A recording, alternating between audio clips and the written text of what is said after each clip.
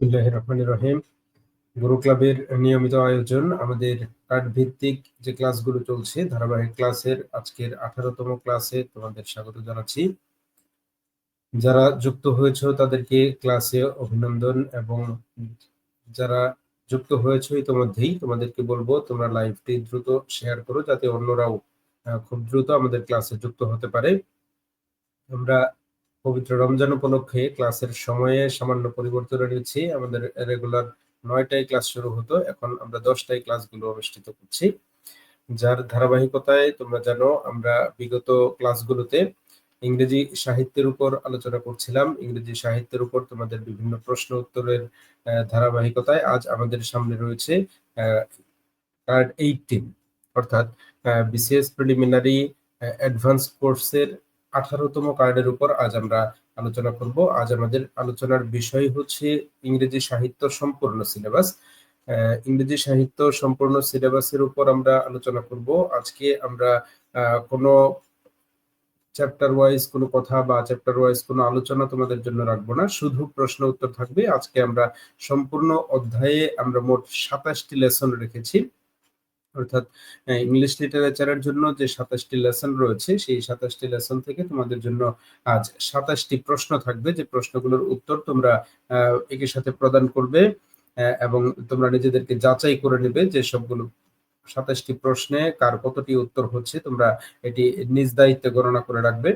আমি তোমাদের মন্তব্যগুলো দেখব এবং প্রশ্নের উত্তরগুলো চেষ্টা করব ব্যাখ্যা সহ তোমাদেরকে বুঝিয়ে দিতে।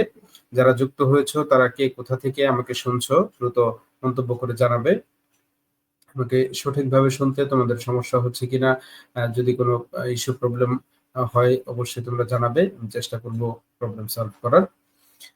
তো আমরা চলে যাচ্ছি আমাদের আজকের ক্লাসে। তোমরা দেখতে পাচ্ছ আজকে আমরা ক্লাস কন্টিনিউ করব ইংলিশ লিটারেচারের কার্ড 18 এর উপরে। আমরা প্রথমে দেখতে পাচ্ছি বিসিএস গুরু ক্লাবের যে অ্যাপটি রয়েছে সেই অ্যাপের ইন্টারফেস আমরা বাম পাশে দেখতে পাচ্ছি। এটি হচ্ছে অ্যাপ্লিকেশনটির ইন্টারফেস। গুগল থেকে প্লে স্টোর থেকে আমরা এটি বিনামূল্যে ডাউনলোড করতে পারি। ডাউনলোড করার পর আমরা যে ইন্টারফেসটি দেখতে পাবো সেটি হচ্ছে এই প্রথম ছবির এই ইন্টারফেস। যে ইন্টারফেসে আমরা দেখতে পাচ্ছি এখানে লাল ব্যাকগ্রাউন্ডে যে লেখাটি, এটি হচ্ছে সেই কাঙ্ক্ষিত কোর্স যেখানে একজন বিসিএস প্রিলিমিনারি বা যে কোনো চাকরির প্রত্যাশী কোনো ছাত্রছাত্রী নিজেকে প্রস্তুতি গ্রহণ করবে এই অ্যাডভান্স কোর্সটিতে। এরপর আমরা দেখতে পাচ্ছি এখান থেকে যদি কার্ড 18-এ চলে যাও তাহলে তোমরা এই ডান পাশে যে ছবিটি দেখতে পাচ্ছ এই ছবিটির মতো সবগুলো লেসন আলাদা করে দেখতে পাবে। এই লেসনগুলোর ধারাবাহিকতায় আমরা আজকে আমাদের প্রশ্নগুলোর সাজিয়েছি। তোমরা শেষ পর্যন্ত আমার সাথেই থাকবে এবং প্রশ্নগুলোর উত্তর প্রদান করে নিজেদেরকে যাচাই করে নেবে এবং নতুন নতুন যে বিষয়গুলো তোমরা শিখবে সেগুলো মনে রাখার চেষ্টা করবে। তোমাদের জন্য প্রথম প্রশ্ন, এটা হচ্ছে চ্যাপ্টার আমরা ডান পাশে নিচে দেখিয়েছি, এটি হচ্ছে আমরা যে চ্যাপ্টার থেকে প্রশ্নটি দিয়েছি সেই চ্যাপ্টারের নাম। তোমরা এটা রিলেট করতে পারবে যে কোন ধরনের চ্যাপ্টার থেকে কি ধরনের প্রশ্ন আসে। প্রথম প্রশ্নটি তোমরা দেখতে পাচ্ছ, it is impossible to love and to be wise, who said this?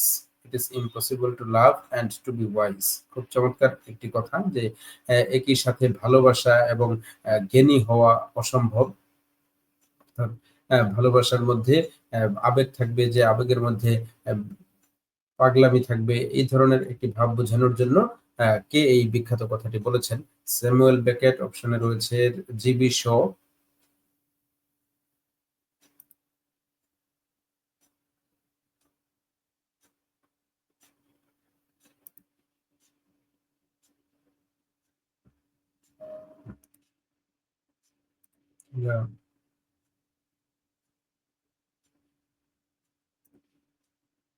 আমরা চলে যাচ্ছি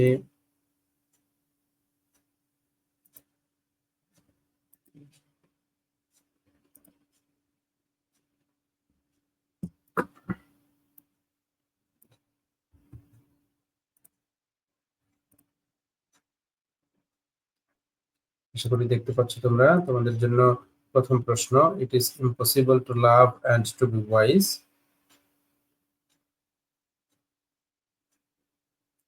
আমরা মন্তব্য পেয়েছি ইতিমধ্যেই। হাবিবুল্লাহ হাবিব, আসসালামু আলাইকুম। ওয়ালাইকুম আসসালাম। হাবিবকে ধন্যবাদ জানাচ্ছি। মন্তব্যের জন্য এবং ক্লাসের শুরু থেকে যুক্ত হওয়ার জন্য। এরপর মোহাম্মদ শাহরান তারেক মন্তব্য করেছেন ভিডিও প্লাস সাউন্ড কোয়ালিটি দারুণ, আপনাকে ধন্যবাদ মন্তব্য করে আমাদের সাথে যুক্ত থাকার জন্য। এরপর মন্তব্য করেছে মিসেস মায়া, বলেছে অপশন বি। আমরা আবার প্রশ্নটি লক্ষ্য করব। প্রথম প্রশ্নটি, it is impossible to love and to be wise, who said this? অপশনে রয়েছে Samuel Beckett, GB Shaw, Francis Bacon, Alexander Pope. আমরা কোনটিকে তোমরা সঠিক উত্তর মনে করছো দ্রুত মন্তব্য করে জানাও। এরপর আমি প্রশ্নের ব্যাখ্যা সহ উত্তরে চলে যাব।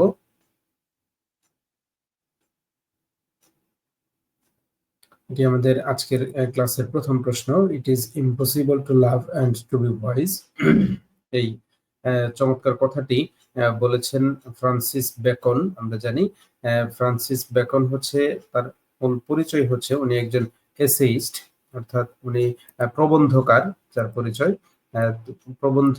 ওনার যে বিখ্যাত প্রবন্ধ রয়েছে বিবাহ সম্পর্কে, লাভ সম্পর্কে যে প্রবন্ধ, সেখানে উনি এই বিখ্যাত উক্তির অবতারণা করেন। জিবি শো, সরি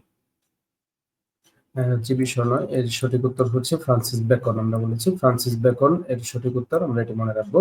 চলে যাচ্ছি পরের প্রশ্নে। আমাদের জন্য পরের প্রশ্ন হচ্ছে animal farm is written by, যে প্রশ্নটি তোমরা স্ক্রিনে দেখতে পাচ্ছ। আজকের ক্লাসের দ্বিতীয় প্রশ্ন, সালেহ আহমেদ রবিন মন্তব্য করেছে অপশন বি। কত নম্বর প্রশ্নের উত্তর করছো এটি তোমরা তোমাদের মন্তব্যে একটু জানালে ভালো হয়। যদি 2 নম্বর প্রশ্নের জন্য এই মন্তব্য হয়ে থাকে রবিনের, জর্জ অরওয়েল, জনাব তারেক মন্তব্য করেছেন 2 এর বি। আপনার মন্তব্যের জন্য ধন্যবাদ। Animal farm is written by George Orwell. আরো যাদের নাম অপশনে রয়েছে আমরা দেখতে পাচ্ছি রবীন্দ্রনাথ ঠাকুর রয়েছে, স্যামুয়েল বেকেট রয়েছে, জেমস জয়সি। আমরা কাকে সঠিক উত্তর মনে করছি? হাবিবুল্লাহ হাবিব মন্তব্য করেছে অপশন বি, রবিন মন্তব্য করেছে অপশন বি। অর্থাৎ 2 নম্বর প্রশ্নের জন্য আমরা তোমাদের মন্তব্য পেয়েছি জর্জ অরওয়েলের নাম। সঠিক উত্তর হচ্ছে অ্যানিমেল ফার্মের লেখক জর্জ অরওয়েল। আমরা যারা এই প্রশ্নের সঠিক উত্তর প্রদান করেছো তারা লক্ষ্য করবে যে ডান পাশে আমরা চ্যাপ্টারের নামটি দেখিয়েছি, অর্থাৎ গুরু ক্লাবের অ্যাপ্লিকেশনটিতে কার্ড 18-এ তোমরা যে চ্যাপ্টারে অর্থাৎ এই অধ্যায়ে এই প্রশ্নটি পাবে, যেখানে আমরা ওয়ার্ল্ড ওয়াইড অথার্স বলেছি, যে বিশ্ববিখ্যাত যেসব লেখকরা রয়েছেন তাদের বিখ্যাত যে সাহিত্য কর্মগুলো রয়েছে, সেগুলো নাটক, উপন্যাস কিংবা প্রবন্ধ যাই হোক না কেন, সেই বিষয়গুলোকে আমরা এই চ্যাপ্টারের মধ্যে নিয়ে এসেছি, যেখানে একটি গুরুত্বপূর্ণ প্রশ্ন হচ্ছে অ্যানিম্যাল ফার্ম। বিগত বছরে অনেকগুলো চাকরির পরীক্ষায় আমরা এই প্রশ্নটি আসতে দেখেছি। এবারের প্রশ্ন, Robert frost is the poet of. এখানে প্রশ্নটি হচ্ছে চ্যাপ্টার হচ্ছে পোয়েট লরিয়েটস। রবার্ট ফ্রস্ট হচ্ছেন একজন পোয়েট লরিয়েটস, যাকে আমরা জেনে থাকি তার জাতীয়তা কি, অর্থাৎ তিনি কোন দেশের একজন কবি। 4টি দেশের নাম অপশনে রয়েছে, তোমরা দেখতে পাচ্ছ, ইউএসএ, ইউকে, জার্মানি এবং আয়ারল্যান্ড। আমরা মন্তব্য পেয়েছি আগের প্রশ্নে প্রায় সবাই অপশন বি উত্তর করেছিলেন, তোমাদের মন্তব্যের জন্য ধন্যবাদ। রবিন মন্তব্য করেছে স্যার আপনার ক্লাসটা অনেক কাজে লাগে, ধন্যবাদ রবিনকে। আমরা আজকের ক্লাস একটু দ্রুত আগানোর চেষ্টা করব, কারণ আজকে প্রশ্নের সংখ্যা বেশি। তারেক মন্তব্য করেছেন অপশন এ, মন্তব্যের জন্য ধন্যবাদ। রবিন বলেছেন অপশন সি, 3 নম্বর প্রশ্নের অপশন সি হচ্ছে জার্মানি। দেখা যাক আমরা কোনটিকে সঠিক উত্তর হিসেবে নিব। মিসেস মায়া মন্তব্য করেছেন 3 এর বি, অর্থাৎ ইউকে, ইংল্যান্ড বা যুক্তরাজ্য আপনি বলেছেন। আমরা সঠিক উত্তর হিসেবে কোনটিকে নিব? আমরা দেখতে পাচ্ছি 3 নম্বর যে প্রশ্নটি রয়েছে রবার্ট ফ্রস্ট। রবার্ট ফ্রস্টের বিখ্যাত কবিতা আমরা জানি,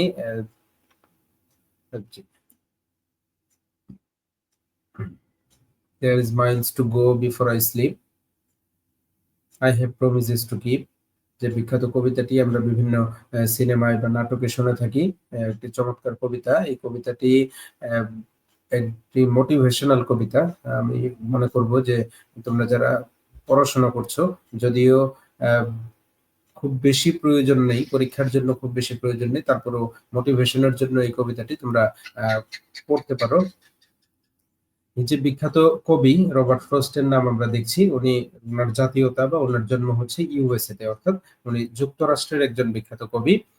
আমরা পরের প্রশ্নে চলে যাচ্ছি তোমাদের জন্য। Which was the oldest period of English literature?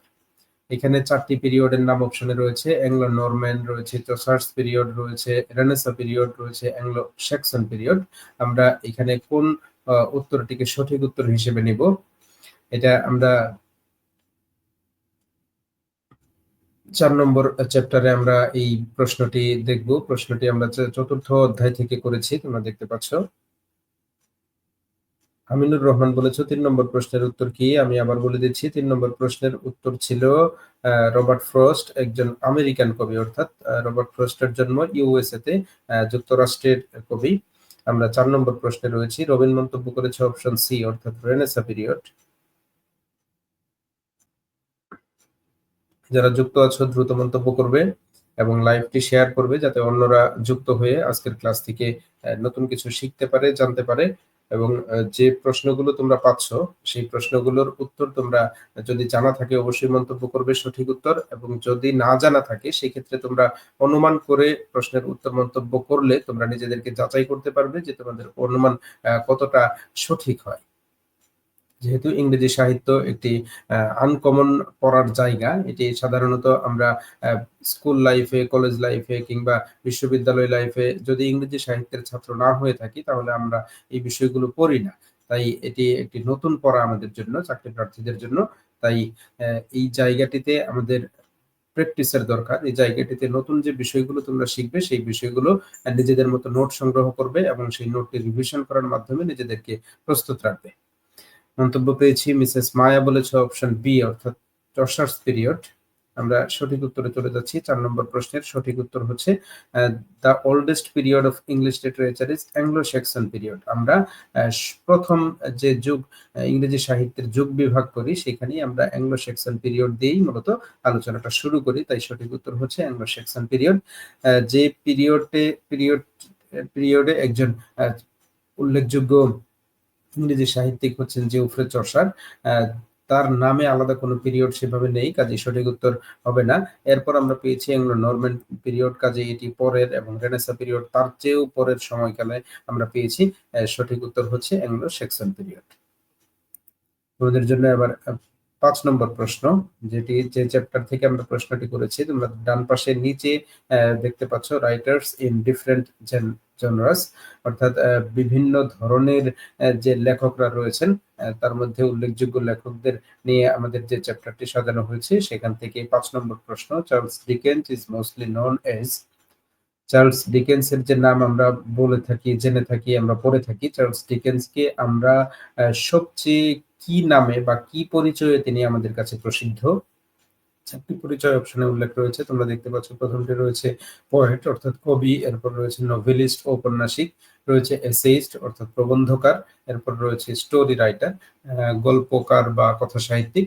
আমরা চার্লস ডিকেন্সকে এই 4টি অপশনের কোন পরিচয়ে বিশেষভাবে মনে রাখি? এই উত্তরটি তোমরা কোনটা সঠিক মনে করছো দ্রুত মন্তব্য করে জানাও। রবিন বলেছিল নো প্রবলেম স্যার, ভুল থেকে শিখবো। চমৎকার। এটাই আসলে সবার চিন্তা থাকা উচিত, সবার এটাই টার্গেট থাকা উচিত যে এখান থেকে আমরা যদি ভুলও করি সেই ভুলটি যাতে পরবর্তীতে আমরা আর না করি, সেজন্য আমরা এখানে ভুল করব। করতে করতেই আমরা সঠিকটি শিখে যাব এবং সঠিকটি আমরা মনে রাখতে পারবো। সে তো আগের প্রশ্নের উত্তরে বলেছিল অ্যাংলো স্যাক্সন, সঠিক উত্তরের জন্য ধন্যবাদ। রবিন এবারের প্রশ্নের উত্তর করেছে নোভেলিস্ট। আমরা 5 নম্বর প্রশ্নে রয়েছি। হাবিবুল্লাহ হাবিব বলেছে অপশন বি, অর্থাৎ নোভেলিস্ট।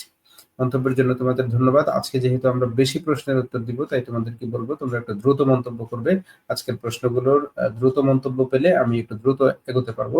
আর যেহেতু পবিত্র রমজান মাস, আমরা যথেষ্ট টায়ার্ড থাকি এবং অন্যান্য পড়াশোনা ব্যস্ততা আমাদের থাকে, তাই আমরা একটু দ্রুত এগোনোর চেষ্টা করব।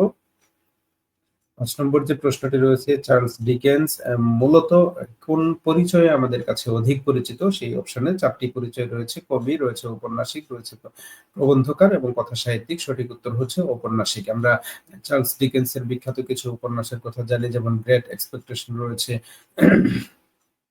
এ টেল অফ টু সিটিজ রয়েছে। এই বিখ্যাত উপন্যাসগুলোর কথা আমরা জানি। এই জায়গা এই কালজয়ী উপন্যাসগুলোর জন্য উনি মূলত ঔপন্যাসিক হিসেবেই আমাদের কাছে ইংরেজি সাহিত্য প্রেমীদের কাছে উনি পরিচিত। আমরা ৬ নম্বর প্রশ্নটি তোমাদের জন্য রাখছি। যে প্রশ্নটি রয়েছে, a leading character in a literary text is called. Literary টেক্সটের লিডিং ক্যারেক্টারকে কি বলা হয়? ৪ টি অপশন রয়েছে, দেখতে পাচ্ছ। হিরো রয়েছে, ক্লাউন রয়েছে, ভিলেন রয়েছে, প্রোটাগনিস্ট। আমরা সঠিক উত্তর কোনটাকে বলবো?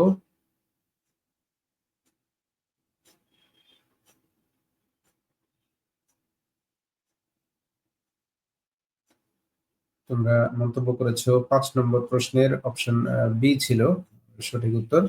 তোমাদেরকে ধন্যবাদ। ৬ নম্বর প্রশ্নে আছি আমরা এখন। ৬ নম্বর প্রশ্নে সেতু উত্তর করেছে option D, protagonist. Habibullah Habib বলেছে option D, protagonist. Aminur Rahman বলেছে অপশন ডি, প্রোটাগনিস্ট। মন্তব্যের জন্য তোমাদের ধন্যবাদ। সেতু মন্তব্যে লিখেছো প্রোটাগনিস্ট।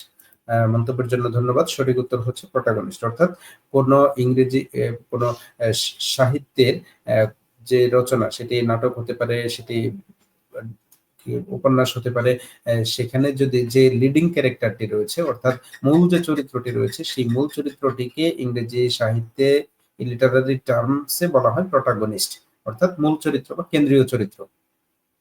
অন্যান্য যে অপশনগুলো রয়েছে, সেই অপশনগুলো বিভিন্ন লিটারারি টার্ম আছে, কিন্তু সেগুলোকে আমরা লিডিং ক্যারেক্টার বলে থাকি না। এবারের প্রশ্ন তোমাদের জন্য ৭ নম্বর যে প্রশ্নটি তোমরা স্ক্রিনে দেখতে পাচ্ছ, a name adapted by an author in his writings. অর্থাৎ একজন লেখক তার লেখায় যে নামটি অ্যাডাপ্ট করেন, যে নামটি ব্যবহার করেন, এই ধরনের নামকে আমরা কি ধরনের শব্দ দিয়ে আমরা সেই নামটি ব্যবহার করি? ৭ নম্বর প্রশ্ন রয়েছে, দৃষ্টি সুশীল মন্তব্য করেছে অপশন ডি। হয়তো এটা ৬ নম্বরের জন্য উত্তর করেছিলে। ৬ নম্বরের অপশনের সঠিক উত্তর ছিল অপশন ডি। মন্তব্যের জন্য ধন্যবাদ। আমরা রয়েছি ৭ নম্বর প্রশ্নে, a name adapted by an author in his writing. Robin মন্তব্য করেছে অপশন বি। দেখা যাক, মন্তব্যের জন্য ধন্যবাদ। আমরা সঠিক উত্তর কোনটিকে বলি একটু অপেক্ষা করব।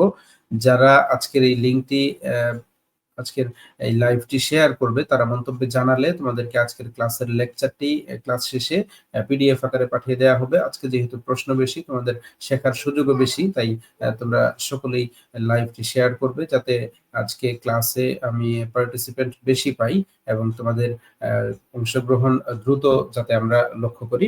তোমাদের উত্তরগুলো দ্রুত পেলে আমিও একটু দ্রুত এগোতে পারবো। যে প্রশ্নটি তোমরা দেখতে পাচ্ছ, a name adapted by an author, অর্থাৎ লেখক তার লেখাতে যে নামটি ব্যবহার করেন, সেই নামটিকে বলা হয়, তোমরা অপশন এ তে দেখতে পাচ্ছ সোডোনেম। সঠিক উত্তর হচ্ছে এই সোডোনেম, যাকে বাংলায় আমরা বলে থাকি ছদ্মনাম। এই ছদ্মনামকে ইংরেজিতে বলা হয়েছে এখানে সোডোনেম। এরপর আমরা নিকনেম বলি, যেটা আমরা ডাকনাম জন্য ব্যবহার করি, টাইটেল, উপাধি রয়েছে, নমেনক্লেচার রয়েছে, এগুলো এই প্রশ্নের জন্য সঠিক উত্তর নয়। সঠিক উত্তর হচ্ছে অপশন এ, ছদ্মনাম। মন্তব্যের জন্য তোমাদের ধন্যবাদ। চলে যাচ্ছি পরের প্রশ্নে। ৮ নম্বর প্রশ্নটি তোমরা দেখতে পাচ্ছ, মিডল ইংলিশ পিরিয়ড, এই চ্যাপ্টার থেকে আমরা ৮ নম্বর প্রশ্নটি তোমাদের জন্য নিয়ে এসেছি। ৮ নম্বর যে প্রশ্নটি রয়েছে, Chaucer is the representative poet of. Geoffrey চসারের নাম আমরা শুনে থাকি। জিওফ্রে চসারকে বলা হয় ফাদার অফ ইংলিশ লিটারেচার। সবচেয়ে ইংরেজি সাহিত্যের গুরুত্বপূর্ণ মানুষ আমরা বলতে পারি জিওফ্রে চসারকে। যদিও ওনার রচিত সাহিত্য শেক্সপিয়ারের মতো না, কাজেই তারপরেও আমরা জিওফ্রে চসারকে ফাদার অফ ইংলিশ লিটারেচার বলে থাকি। অত্যন্ত গুরুত্বপূর্ণ একজন মানুষ। যেই মানুষটির সম্পর্কে প্রশ্ন হচ্ছে, উনি কোন সেঞ্চুরির কবি ছিলেন? জিওফ্রে চসার কোন সেঞ্চুরির প্রতিনিধি ছিলেন বা কোন সেঞ্চুরিতে উনি বিলং করেন? এই প্রশ্নের সঠিক উত্তরে রয়েছি আমরা রয়েছি অপশন এ। তোমরা ৮ নম্বর প্রশ্নের হাবিবুল্লাহ হাবিব বলেছ ৮ এর ৪, অর্থাৎ 16th সেঞ্চুরি। এখানে সেঞ্চুরির একটা ব্যাপার রয়েছে। হাবিবুল্লাহ হাবিব পরে আবার মন্তব্য করেছো 14th বলেছ।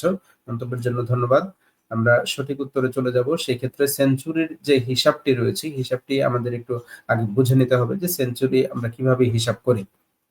আমরা প্রথমে যদি বলি যে 13তম সেঞ্চুরি বলতে আমরা কোনটিকে বুঝাবো? 13th সেঞ্চুরি বলতে বোঝানো হবে যে আমরা 1201 সাল থেকে 1300 সাল পর্যন্ত যে 100 বছর সময়, এটাকে বলা হবে 13th সেঞ্চুরি। কি আমরা মনে রাখবো। এখন তোমাদের জন্য উত্তর করা আরেকটু সহজ হবে। যারা বিষয়টি খেয়াল করছো, জিওফ্রে চসারের জন্ম এবং মৃত্যু সাল বা তার সময়কাল যারা জানো, তারা দ্রুত মন্তব্য করে জানাও।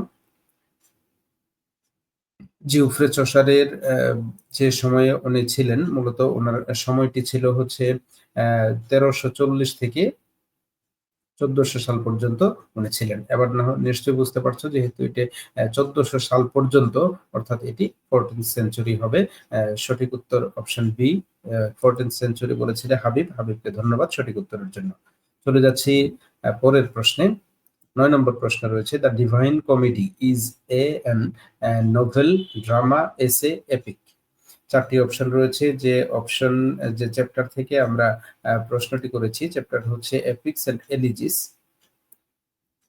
ডিভাইন কমেডিকে আমরা ডিভাইন কমেডি নামে যে সাহিত্যকর্মটি রয়েছে, ইংরেজি সাহিত্যের একটি উল্লেখযোগ্য সাহিত্যকর্ম, যে সাহিত্যকর্মটি আমরা পেয়েছি, সেই সাহিত্যকর্মটির জনরা কি, অর্থাৎ এটি কি ধরনের সাহিত্যকর্ম? এটি কি উপন্যাস, নাটক, প্রবন্ধ নাকি মহাকাব্য? সেতু সরকার বলেছিলে 14th, অর্থাৎ আগের প্রশ্নের সঠিক উত্তর। মন্তব্যের জন্য ধন্যবাদ। আমরা রয়েছি 9 নম্বর প্রশ্নে। তোমরা যারা যুক্ত আছো, দ্রুত 9 নম্বর প্রশ্নের উত্তরটি মন্তব্য করো।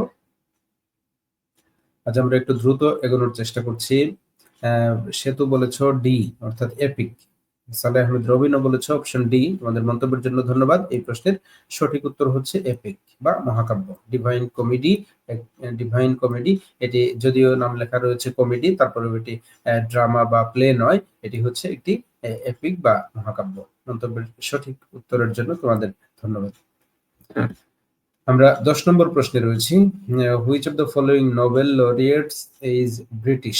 4 জন নোবেল লরিয়েটের নাম রয়েছে এখানে। আমরা যে চ্যাপ্টার থেকে প্রশ্নটি পেয়েছি, অ্যাওয়ার্ডস ইন লিটারেচার, অর্থাৎ সাহিত্যে পুরস্কার বলতে আমরা নোবেল পুরস্কারকে বিশেষ গুরুত্ব দিয়ে পড়ে থাকি, এবং নোবেল পুরস্কারের যে গুরুত্বপূর্ণ তথ্যগুলো আমরা, তোমরা জানো, গুরু ক্লাব অ্যাপ্লিকেশনের যে পড়ার যে জায়গাটি, তোমরা সেই জায়গাটির কথা অবশ্যই রেগুলারলি যেহেতু পড়ছো, তোমরা জানো টপিক ডিটেইলস।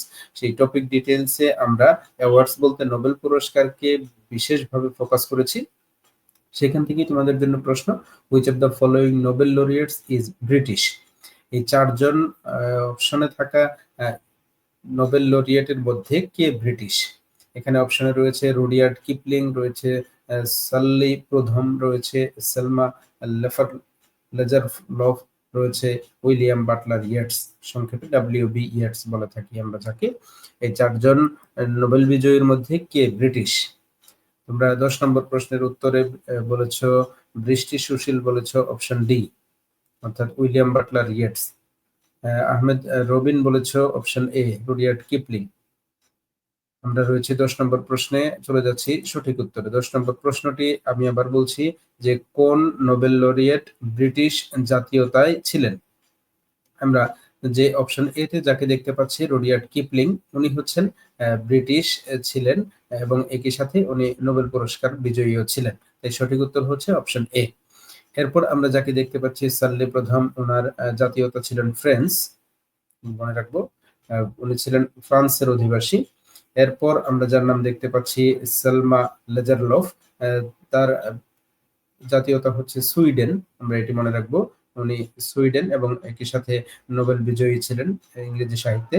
এরপর আমরা দেখতে পাচ্ছি উইলিয়াম বাটলার ইয়েটস, যাকে আমরা চিনি একজন আইরিশ বা আয়ারল্যান্ডের কবি হিসেবে।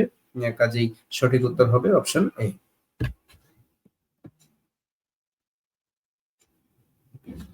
11 নম্বর প্রশ্ন রয়েছে তোমাদের জন্য, what is the meaning of Renaissance? Renaissance period থেকে অত্যন্ত কমন এবং গুরুত্বপূর্ণ একটি প্রশ্ন। রেনেসা বলতে আসলে কি বোঝায়? What is the meaning of Renaissance?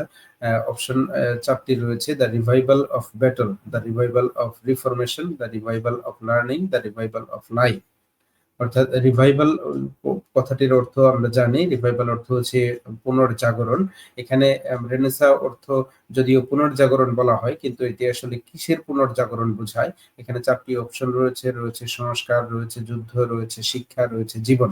আমরা কোনটির পুনর্জাগরণকে মূলত রেনেসা বলেছি, বা রেনেসা নামে একটি পিরিয়ডের নামকরণ করা হয়েছে?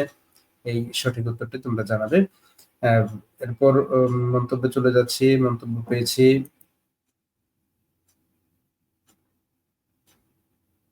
রবিন বলেছ, স্যার আমি শিওর ছিলাম এটা হবে। চমৎকার। শিওর থাকলে অবশ্যই মন্তব্য করবে এবং শিওর না থাকলেও অনুমান করে মন্তব্য করে নিজেদেরকে যাচাই করে নিতে পারবে।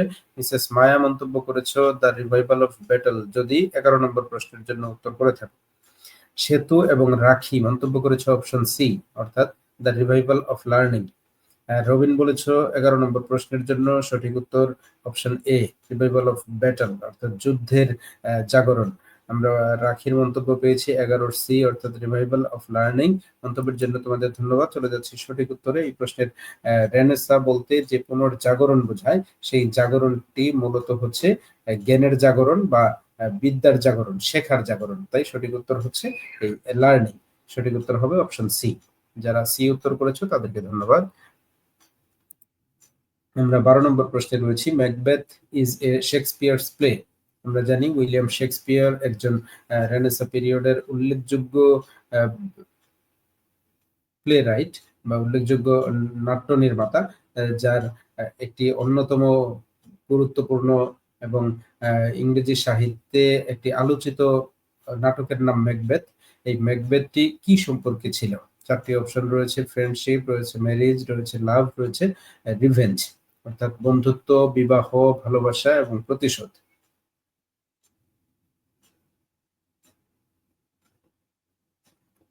কোনটিকে তোমরা সঠিক উত্তর মনে করছো দ্রুত মন্তব্য করে জানাবে। ম্যাকবেথের যে বিষয়বস্তু, ম্যাকবেথ কোন বিষয়ের উপর শেক্সপিয়ার রচনা করেছিলেন? সঠিক উত্তর মন্তব্য করে জানাবে।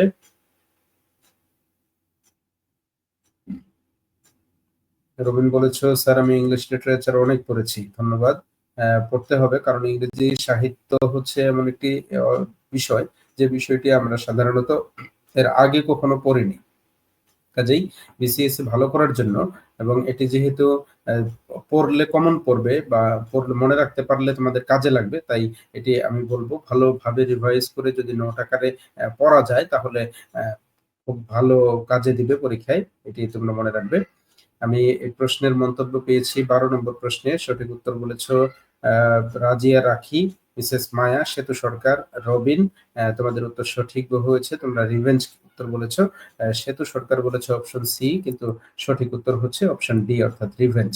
ম্যাকবেথ, আমরা জানি ম্যাকবেথের নাটকের যে তার বাবাকে হত্যার যে প্রতিশোধ, সেই প্রতিশোধের উপর ভিত্তি করেই এই নাটকটি রচিত হয়েছে। নায়কের বাবাকে হত্যা করেছিল এবং এই হত্যাকারীর বিরুদ্ধে নায়কের যে চেষ্টা, নায়কের যে প্রচেষ্টা, এই বিষয়টি ছিল এই নাটকের মূল বিষয়। তাই রিভেঞ্জ হচ্ছে এর সঠিক উত্তর। আমরা 13 নম্বর প্রশ্নে রয়েছি। আর্কেডিয়া, এটি রয়েছে এলিজাবেথান এজ থেকে। তোমাদের জন্য প্রশ্ন, আর্কেডিয়া এটি কি? 4টি অপশন রয়েছে। রয়েছে ড্রামা, রয়েছে প্রজ, রয়েছে পেস্টোরাল রোমান্স, রয়েছে অল অফ দেম। আর্কেডিয়া ইংরেজি সাহিত্যের একটি গুরুত্বপূর্ণ সাহিত্যকর্ম। মন্তব্য পেয়েছি রবিন বলেছে স্যার আমার বিসিএস জন্য কাজে লেগেছে। ধন্যবাদ।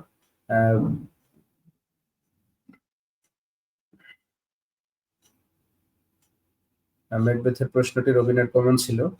ধন্যবাদ রবিনকে মন্তব্যের জন্য। 13 নম্বর প্রশ্নে রয়েছে আমরা। আর্কেডিয়া এটি আসলে ইংরেজি সাহিত্যে তার জনরা কি, তার পরিচয় কি?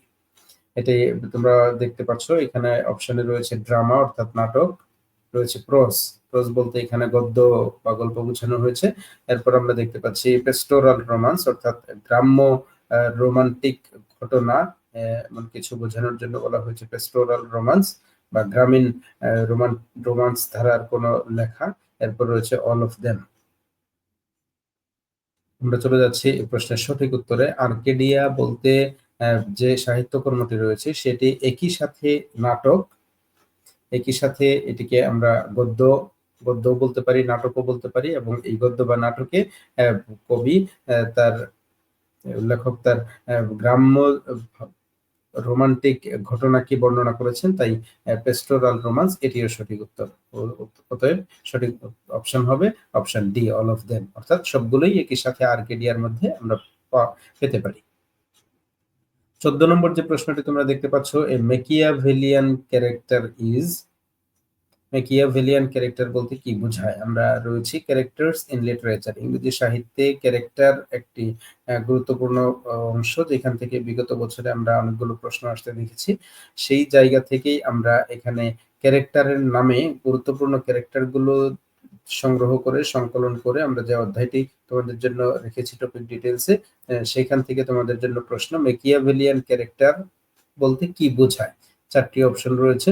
এ ওয়াইজ পারসন রয়েছে, এ রোমান্টিক পারসন রয়েছে, এ কানিং পারসন রয়েছে, অ্যান অনেস্ট পারসন। যারা যুক্ত আছো দ্রুত মন্তব্য করে জানাও 14 নম্বর প্রশ্নের সঠিক উত্তর তোমরা কোনটিকে মনে করছো। ইংরেজি সাহিত্যের বিগত ক্লাসগুলোতে তোমরা একজন বলেছিলে লিটারারি টার্মস গুলোর উপর আরেকটি ক্লাস নিতে। আমরা কার্ড ভিত্তিক ক্লাসগুলো সম্পন্ন করেই আমরা তোমাদের যে অধ্যায়গুলো আলোচনা করা দরকার, যেমন ইংরেজি গ্রামারে একজন বলেছিলে ডিটারমিনারের উপর একটি ক্লাস নেওয়ার কথা, সেই বিষয়গুলো আমি নোট রাখছি।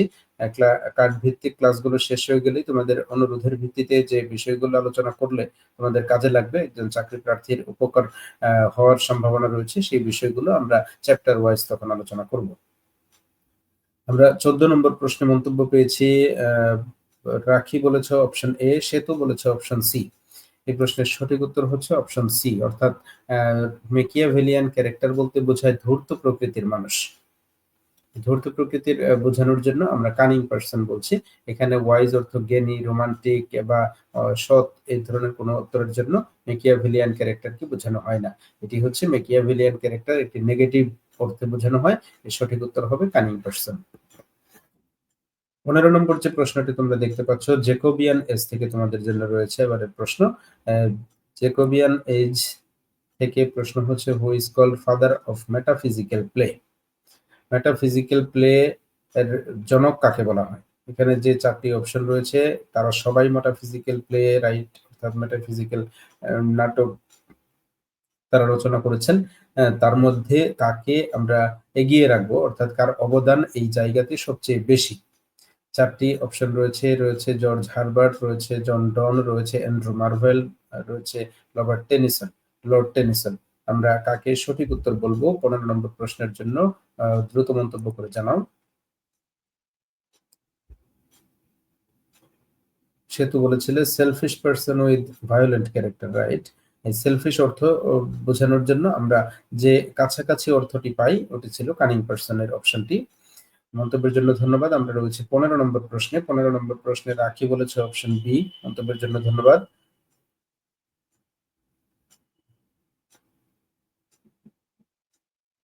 তোমরা যারা যুক্ত আছো দ্রুত মন্তব্য করবে, তাহলে আমি পরবর্তী প্রশ্নে দ্রুত যেতে পারবো। আর যেহেতু আমরা বেশি প্রশ্ন নিয়ে আলোচনা করছি, তাই আমাদের একটু প্রতি প্রশ্নে যাতে আমরা একটু দ্রুত এগিয়ে যেতে পারি, তোমাদের মন্তব্যগুলো খুব দ্রুত দরকার।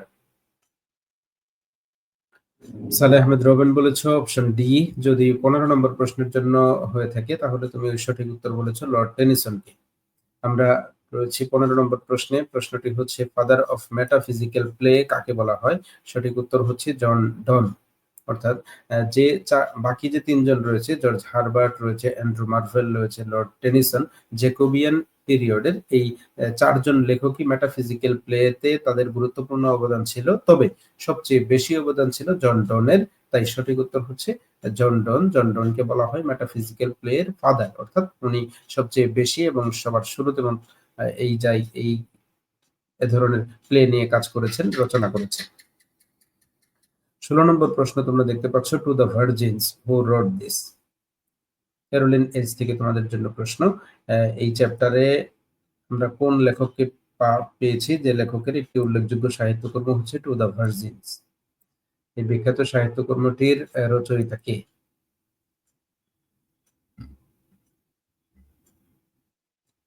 সেতু বলেছিলে অপশন ডি আগের প্রশ্নের উত্তর। আমরা আগের যে প্রশ্নটি দেখেছিলাম সেই প্রশ্নটির জন ডন সঠিক উত্তর ছিল। অপশন ভুল হলেও সমস্যা নেই। আমরা পরবর্তী প্রশ্নগুলোর উত্তর অনুমানে করতে থাকবো, যাতে আমরা নিজেদেরকে যাচাই করে নিতে পারি যে আমাদের কয়টি প্রশ্নের উত্তর সঠিক হচ্ছে।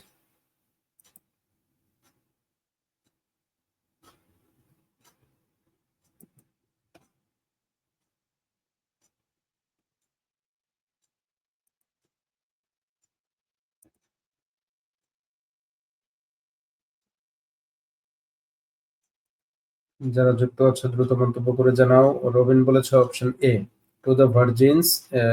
রচনার রচয়িতা বলেছ অপশন এ বলেছ। 16 নম্বর প্রশ্নের সঠিক উত্তর হবে option C, to the virgins is written by Robert Herrick. এটি সঠিক উত্তর হচ্ছে রবার্ট হেরিক। সঠিক উত্তর আমরা মনে রাখবো, রবার্ট হেরিক লিখেছেন to the virgins. Robert Herrick হচ্ছেন ক্যারোলিন এইজের একজন বিখ্যাত লেখক। 17 নম্বর প্রশ্ন, metaphysical poet Henry Vaughan is known for his. 17 নম্বর যে প্রশ্নটি তোমরা দেখতে পাচ্ছ, মেটাফিজিক্যাল পোয়েট হেনরি ভন তার কিসের জন্য, কি ধরনের কাজের জন্য তিনি ইংরেজি সাহিত্যে অধিক পরিচিত? সঠিক উত্তরের জন্য অপশনে রয়েছে সনেট, রয়েছে রোমান্টিক পোয়েট্রি, রয়েছে লিরিক্যাল পোয়েট্রি, রয়েছে রিলিজিয়াস পোয়েট্রি। হেনরি ভন যে সাহিত্যিকের নাম আমরা জানি, সেই সাহিত্যিক বিলং করেন কমনওয়েলথ পিরিয়ডে। কমনওয়েলথ পিরিয়ডের এই বিখ্যাত ইংরেজি সাহিত্যিক মূলত বিখ্যাত,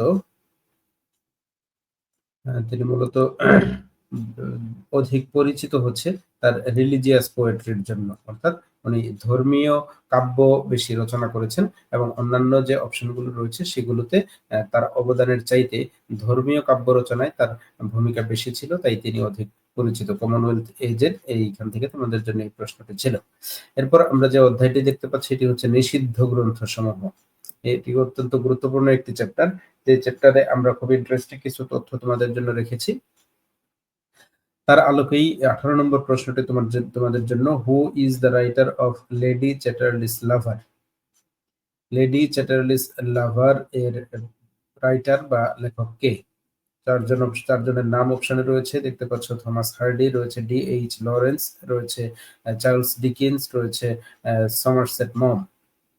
আমরা কোন অপশনটিকে সঠিক মনে করছো তোমরা দ্রুত মন্তব্য করে জানাও। 17 নম্বর প্রশ্নের মন্তব্যে বলেছিলে অপশন ডি। আমরা 17 নম্বর প্রশ্নের ব্যাখ্যা উত্তর সহ বলে এসেছি। এবার আমরা রয়েছে 18 নম্বর প্রশ্নে। তোমরা দ্রুত 18 নম্বর প্রশ্নের উত্তর মন্তব্য করো। তোমাদের মন্তব্য পেলে আমি সঠিক উত্তরে চলে যাব।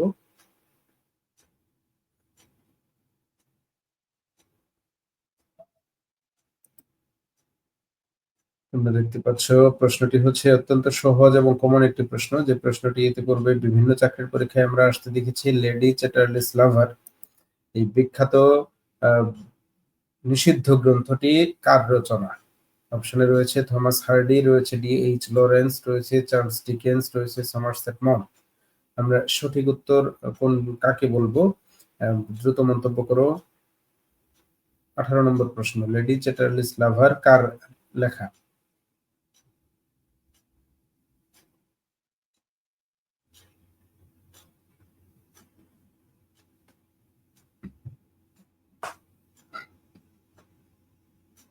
18 নম্বর প্রশ্নে রয়েছে আমরা, যে প্রশ্নটি করা হয়েছে নিষিদ্ধ গ্রন্থ থেকে। তোমরা জানো আমাদের যে অ্যাপ্লিকেশনটি রয়েছে সেই অ্যাপ্লিকেশনের টপিক ডিটেইলসে আমরা একটি অধ্যায় সাজিয়েছি, যে অধ্যায়ের নাম হচ্ছে নিষিদ্ধ গ্রন্থ ব্যান্ড বুকস।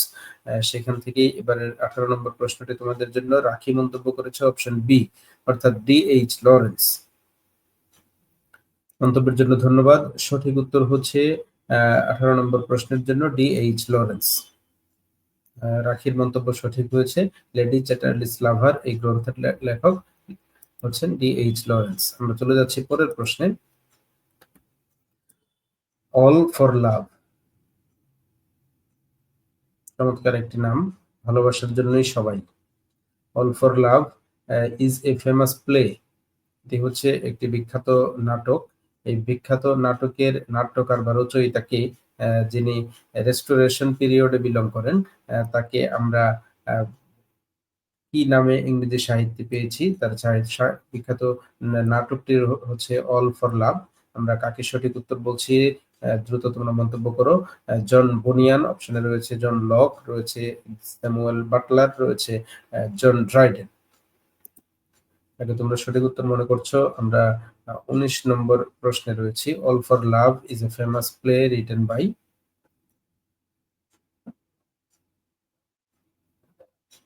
যারা লাইভটি শেয়ার করেছো দ্রুত মন্তব্যে জানালে আমি পরবর্তীতে এই ক্লাসের উত্তর সহ এই ক্লাসের পিডিএফটি তোমাদের কাছে পাঠিয়ে দেব। তোমরা পরবর্তীতে এটা পড়ে প্রস্তুতি নিতে পারবে। এখানে যেহেতু কিছু প্রশ্ন রয়েছে আনকমন, কিছু প্রশ্ন রয়েছে তোমাদের যে প্রশ্নটি নতুন মনে হবে।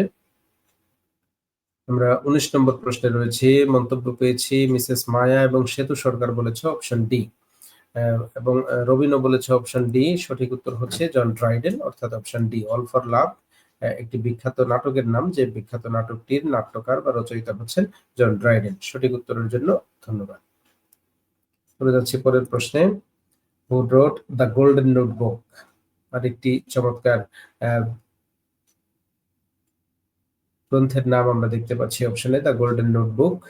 একজন ফিমেল রাইটারের রচয়িতা। আমরা নারী লেখকদের নিয়ে যে চ্যাপ্টারটিকে আমরা সাজিয়েছি সেই চ্যাপ্টারের নাম দিয়েছি আমরা ফিমেল রাইটার্স। ফিমেল রাইটার্স, 4 জন ফিমেল রাইটার্স অপশনে রয়েছে। ডরিস লেসিং রয়েছে, এমিলি ব্রন্টি রয়েছে, ভার্জিনিয়া ওলফ রয়েছে, এমিলি ডিকিনসন। এই সঠিক উত্তর তোমরা কোনটিকে মনে করছো 20 নম্বর প্রশ্নের জন্য, অর্থাৎ দ্য গোল্ডেন নোটবুকের লেখক হিসেবে আমরা কার নামকে সঠিক বলবো দ্রুত মন্তব্য করে জানাও। 20 নম্বর প্রশ্নে রয়েছে আমরা, চ্যাপ্টার হচ্ছে ফিমেল রাইটার্স।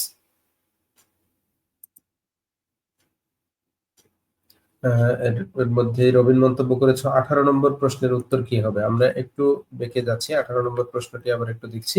হ্যাঁ, 18 নম্বর প্রশ্ন, লেডি চ্যাটার্লিস লাভার, এর উত্তর হচ্ছে ডি এইচ লরেন্স। আমরা রয়েছে 20 নম্বর প্রশ্নে, দ্রুত মন্তব্য করে জানাও 20 নম্বর প্রশ্নের সঠিক উত্তর। সেতু সরকার বলেছে অপশন এ, ডরিস লেসিং। এরপর রবিন বলেছে অপশন বি, অর্থাৎ এমিলি ব্রন্টি। সঠিক উত্তর হচ্ছে ডরিস লেসিং, যিনি আমরা জানি 2007 সালে, আমরা সালটি মনে রাখবো, 2007 সালে উনি ইংরেজি সাহিত্যে নোবেল পুরস্কার লাভ করেন। যে নোবেল পুরস্কার লাভ করার ফলে পরেই তার সাহিত্য কর্মগুলো আরো বিশ্বব্যাপী জনপ্রিয় হয়ে ওঠে। তার একটি উল্লেখযোগ্য গ্রন্থের নাম হচ্ছে দ্য গোল্ডেন নোটবুক। নামটি আমরা লেখিকার নাম সহ মনে রাখবো। 21 নম্বর প্রশ্ন, পামেলা ইজ রিটেন বাই, অপশনটি, প্রশ্নটি নেওয়া হয়েছে অগাস্টান পিরিয়ড থেকে, অর্থাৎ অগাস্টান পিরিয়ড নামে ইংরেজি সাহিত্যের যে উল্লেখযোগ্য পিরিয়ডটি রয়েছে সেই পিরিয়ড থেকে তোমাদের জন্য 21 নম্বর প্রশ্ন। Pamela is written by Richard Steele রয়েছে, স্যামুয়েল রিচার্ডসন রয়েছে, ড্যানিয়েল ডোফে রয়েছে, জনাথন সুইফট। তোমরা কোনটিকে সঠিক উত্তর মনে করছো দ্রুত মন্তব্য করে জানাও। অত্যন্ত কমন একটি প্রশ্ন, যেটি ইতিপূর্বেও আমরা বিভিন্ন চাকরির পরীক্ষায় আসতে দেখেছি। আমরা আজকের ক্লাসের কাজ শেষের দিকেই চলে এসেছি, আর বেশি প্রশ্ন আমাদের নেই। আমরা মোট 27টি প্রশ্ন নিয়ে আজকের ক্লাসটি সাজিয়েছি। আমরা যেহেতু 27টি চ্যাপ্টার ইংরেজি লিটারেচারের উপর তোমাদের জন্য অ্যাপ্লিকেশনে রেখেছি, তার আলোকেই 27টি প্রশ্ন নিয়ে আমরা ফুল সিলেবাসের উপর একটি ক্লাস আজকে নিচ্ছি, যার আলোকে তোমরা আগামীকাল এর উপর পরীক্ষা দিতে পারবে। তোমরা জানো প্রত্যেকটা কার্ডের উপর আমাদের 47টি কার্ডের উপর আমাদের 47টি 100 নম্বরের প্রশ্ন থাকে, যে প্রশ্নগুলোতে উত্তীর্ণ হওয়ার মাধ্যমে একজন পরীক্ষার্থী নিজেকে প্রস্তুতি নেয়। তাই আমরা বলে থাকি যে 47টি এক্সাম পাস করে বিসিএস প্রিলিমিনারি কনফার্ম করা যাবে, যদি তুমি গুরু ক্লাবের সাথে থাকো, যুক্ত থাকো এবং উত্তরগুলো সেভাবে লক্ষ্য করো।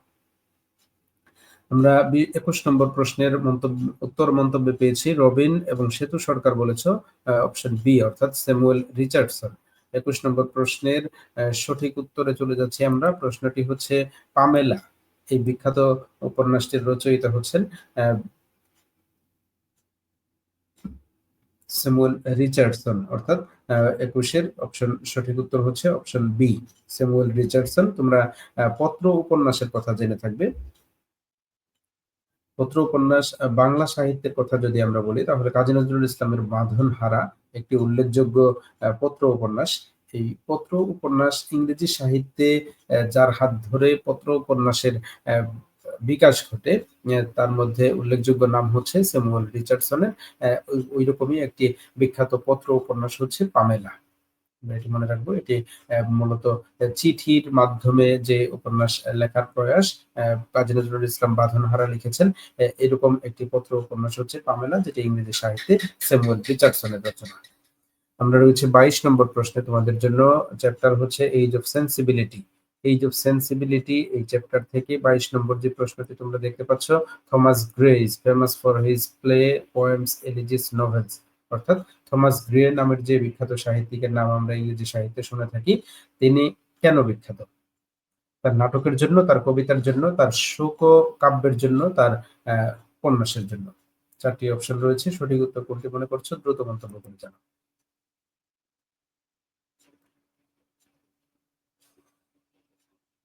রবিন বলেছ 19 নম্বর প্রশ্নের উত্তর কি হবে? আমরা 19 নম্বর প্রশ্নের উত্তর দেখে এসেছি, অল ফর লাভ, এটা জন ড্রাইডেন। সঠিক উত্তর হচ্ছে John Dryden, all for love বিখ্যাত নাটকের রচয়িতা। আমরা রয়েছে 22 নম্বর প্রশ্নে, Thomas Gray is famous for his plays, poems, elegies, novels. Thomas Gray তার কোন ধরনের সাহিত্যের জন্য তিনি অধিক পরিচিত, অধিক বিখ্যাত? আমরা 4টি অপশন দেখতে পাচ্ছি, নাটক রয়েছে, কবিতা রয়েছে, শোককাব্য রয়েছে, নোভেলস বা উপন্যাস। রবিন বলেছ অপশন এ। 22 নম্বর প্রশ্নের সঠিক উত্তর রবিন বলেছ অপশন এ, অর্থাৎ থমাস গ্রে তার নাটকের জন্য পরিচিত, নাটকের জন্য অধিক বিখ্যাত। 22 নম্বর প্রশ্নের সঠিক উত্তরে আমরা চলে যাব। রাখি বলেছ অপশন এ, অর্থাৎ নাটকের জন্যই বলেছ রাখিও। আমরা সঠিক উত্তরে চলে যাচ্ছি। তোমরা দেখতে পাচ্ছ যে প্রশ্নটি রয়েছে তোমাদের জন্য, থমাস গ্রে তার কোন ধরনের সাহিত্যকর্মের জন্য ইংরেজি সাহিত্যে অধিক পরিচিত, অধিক বিখ্যাত? এই প্রশ্নের সঠিক উত্তর হবে তিনি মূলত থমাস গ্রে রচনা করেছেন শোকগীতি বা শোককাব্য। এ ধরনের শোককাব্য রচনায় থমাস গ্রের অবদান বেশি রয়েছে, তাই সঠিক উত্তর হবে এলিজি। থমাস গ্রে বিখ্যাত তার এলিজির জন্য। আমরা সঠিক উত্তরটি দেখলাম, এরপর আমরা চলে যাচ্ছি 23 নম্বর প্রশ্নে। আমরা আজকের ক্লাসের শেষ দিকে চলে এসেছি, তোমাদের মন্তব্য আশা করছি দ্রুত মন্তব্য করলে আমরা আজকের ক্লাস দ্রুতই সম্পন্ন করতে পারবো। 23 নম্বর যে প্রশ্নটি রয়েছে, which one is the dominant feature of romantic age? তোমরা জানো প্রত্যেকটি এজের কিছু ফিচার থাকে, কিছু বৈশিষ্ট্য থাকে, যে এজগুলোতে থাকা বিভিন্ন সাহিত্য কর্মগুলোকে অ্যানালাইসিস করলে বা সাহিত্যিকদের চিন্তা চেতনা, তাদের সৃষ্টিশীলতাকে অ্যানালাইসিস করলে যে ফিচারগুলো পাওয়া যায়, যে বৈশিষ্ট্যগুলো দেখা যায়, সেই বৈশিষ্ট্যগুলোর মধ্যে আমরা দেখেছি রোমান্টিক এজের যে বৈশিষ্ট্যগুলো, তার মধ্যে আমরা 4টি অপশন থেকে কোনটিকে বলবো রোমান্টিক পিরিয়ডের একটি উল্লেখযোগ্য বৈশিষ্ট্য? অপশনে রয়েছে অবজেক্টিভিটি, রয়েছে ইমাজিনেশন, রয়েছে সাবজেক্টিভিটি, রয়েছে এথিক্স। সঠিক উত্তর কোনটি মনে করছো দ্রুত মন্তব্য করে জানাও। আমরা রয়েছে 23 নম্বর প্রশ্নে।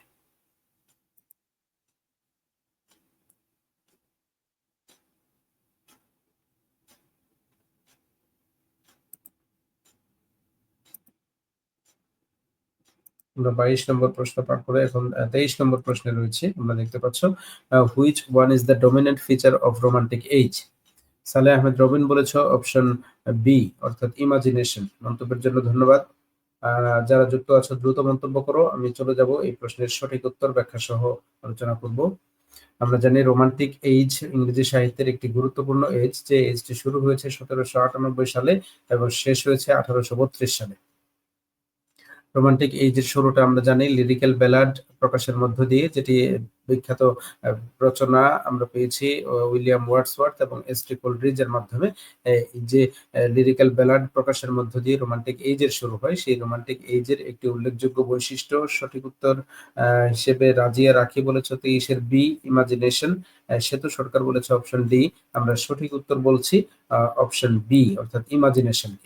অর্থাৎ রোমান্টিক এইজে যে ধরনের সাহিত্য রচনা হয়েছে সেখানে কল্পনার প্রাধান্য লক্ষ্য করা যায়। সাহিত্যিকরা কাল্পনিকভাবে বিভিন্ন চরিত্র রচনা করেছেন, বিভিন্ন ঘটনা বর্ণনা করেছেন, তাদের বিভিন্ন সাহিত্যকর্মে আমরা ইমাজিনেশনের প্রাধান্য দেখি। তাই একটি ডমিনেন্ট ফিচার হচ্ছে রোমান্টিক এইজের জন্য ইমাজিনেশন, এটি আমরা মনে রাখবো। সঠিক উত্তর ইমাজিনেশন রোমান্টিক এইজের একটি ডমিনেন্ট ফিচার বা উল্লেখযোগ্য বৈশিষ্ট্য। আমরা রয়েছি 24 নম্বর প্রশ্নে। তোমরা দেখতে পাচ্ছ গ্রেট এক্সপেকটেশন একটি উল্লেখযোগ্য নাটক, একটি বিখ্যাত উপন্যাসের নাম গ্রেট এক্সপেকটেশন। এই বিখ্যাত উপন্যাসের রচয়িতা কে? অপশনে রয়েছে চার্লস ডিকেন্স, রয়েছে জেন অস্টিন, রয়েছে চার্লট ব্রন্টি, রয়েছে থমাস হার্ডি। তাকে তোমরা সঠিক উত্তর মনে করছো দ্রুত মন্তব্য করে জানাও। আমরা 23 নম্বর প্রশ্ন দেখে এসেছি, এখন রয়েছে 24 নম্বর প্রশ্নে। 23 নম্বর প্রশ্নের জন্য যারা মন্তব্য করেছিলে সেতু সরকার এবং রাখি, তোমাদের মন্তব্যের জন্য ধন্যবাদ। রয়েছে 24 নম্বর প্রশ্নে। সেতু মন্তব্য করেছে অপশন এ, এই প্রশ্নের উত্তর আমাদের কম বেশি সবারই জানা থাকার কথা, অত্যন্ত কমন এবং বিগত বছরগুলোতে দেখা গিয়েছে এরকম একটি প্রশ্ন। গ্রেট এক্সপেকটেশন এই বিখ্যাত উপন্যাসের রচয়িতা কে?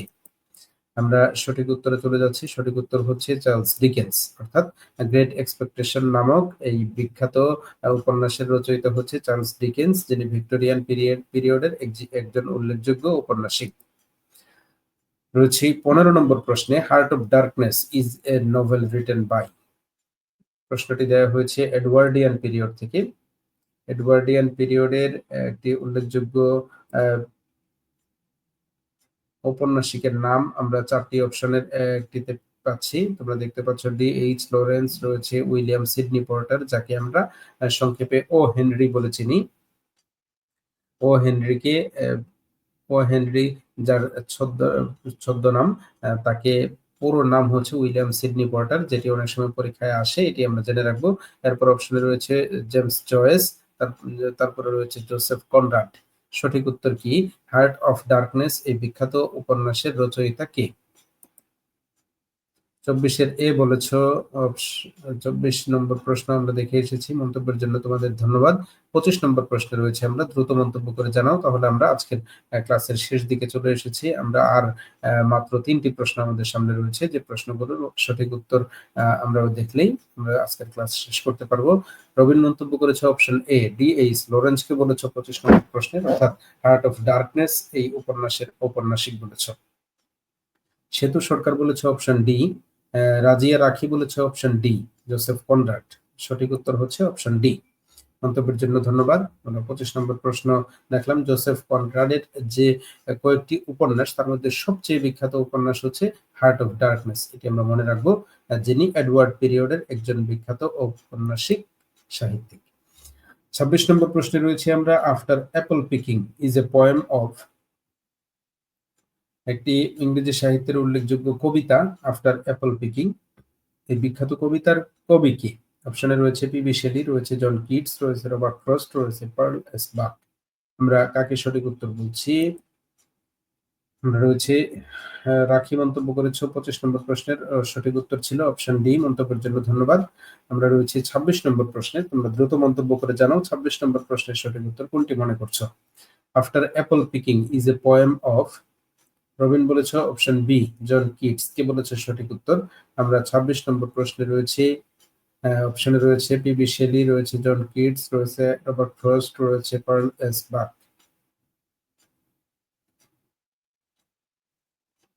অত্যন্ত কমন একটি প্রশ্ন। আফটার অ্যাপল পিকিং, এই প্রশ্নের সঠিক উত্তরে চলে যাচ্ছি। এই প্রশ্নের সঠিক উত্তর হচ্ছে রবার্ট ফ্রস্ট, অর্থাৎ যাকে আমরা ইউএস এর একজন কবি হিসেবে দেখেছি। আজকে আমাদের এই প্রশ্নটিও ছিল যে মার্কিন যুক্তরাষ্ট্রের জাতীয়তায় যে কবি, সেই কবি রবার্ট ফ্রস্ট, যার আরেকটি বিখ্যাত কবিতার নাম হচ্ছে আফটার অ্যাপল পিকিং। নামটি আমরা মনে রাখবো। আজকের ক্লাসের সর্বশেষ প্রশ্ন তোমাদের জন্য, the god of small thing, একটি বিখ্যাত উপন্যাস, যেই উপন্যাসের রচয়িতা, অপশনে 4 জনের নাম দেওয়া রয়েছে। তোমাদের জন্য এটি প্রশ্ন, এবং একটি কমন একটি প্রশ্ন তোমাদের জন্য সর্বশেষ রাখা হয়েছে, দ্রুত মন্তব্য করবে সকলেই। 27 নম্বর প্রশ্নে রয়েছে আমরা, the god of small things is written by. অপশনে রয়েছে অরুন্ধতী রয়, রয়েছে বিক্রম শেঠ, রয়েছে ই.এম. ফোরস্টার, রয়েছে জন গ্যালসওয়ার্থ। সঠিক উত্তর রবিন বলেছ অপশন এ। মন্তব্যের জন্য ধন্যবাদ। অরুন্ধতী রয়কে বলেছ the god of small thing গ্রন্থের রচয়িতা।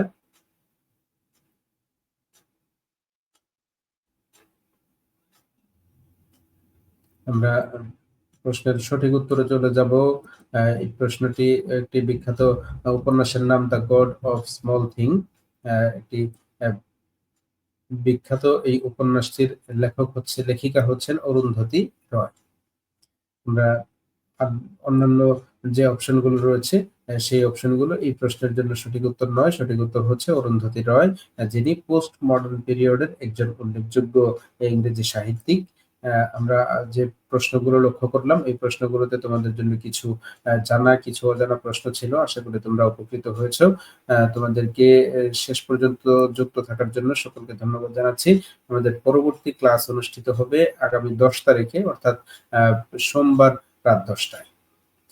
তোমাদের কাছ থেকে যে মন্তব্যগুলো পেয়েছি, মন্তব্যের জন্য তোমাদেরকে ধন্যবাদ জানাচ্ছি। আশা করছি পরবর্তী ক্লাসগুলোতেও তোমাদের এমন স্বতঃস্ফূর্ত অংশগ্রহণ আমাদেরকে অনুপ্রাণিত করবে।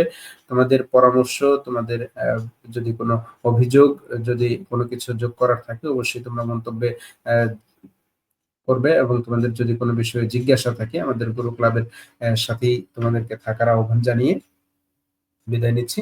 সকলকে ধন্যবাদ। আসসালামু আলাইকুম।